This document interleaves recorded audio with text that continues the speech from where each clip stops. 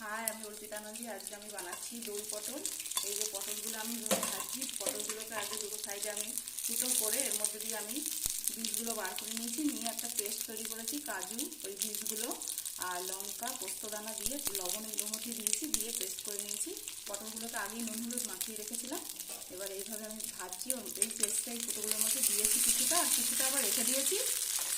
এবার লাস্টে আমি যখন ভাজা হয়ে যাবে তারপরে আমি ওই পেস্টটা দেবো, আর তার সঙ্গে একটু দই ফাটিয়ে দিয়ে একটু চিনি দেবো, দিয়ে নামিয়ে দেবো।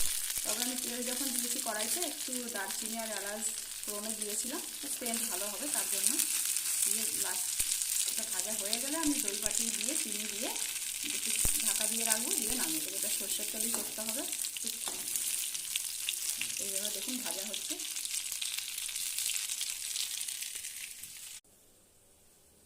এই দেখুন পটল।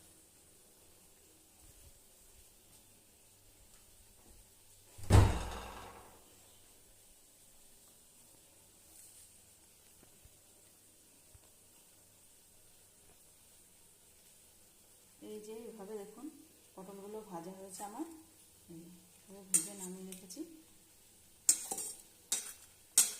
আর কড়াইতে এইভাবে এই যে মশলাটা আমি দিয়েছি, দিয়ে এই যে নাড়ছি।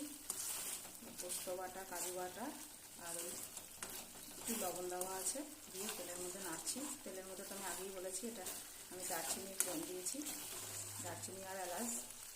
এবার নাড়বো এটা, তারপরে আমি পটলগুলো দিয়ে একদম শেষে গ্যাস সিম করে দইটা ফাটিয়ে আমি চিনি দিয়ে রেখে দিয়েছি, চিনি দিয়েছি একটু, দিয়ে দইটা একদম দিয়ে গ্যাস সিম করে একটু চাপা দিয়ে রাখলে ব্যাস রেডি হয়ে যাবে।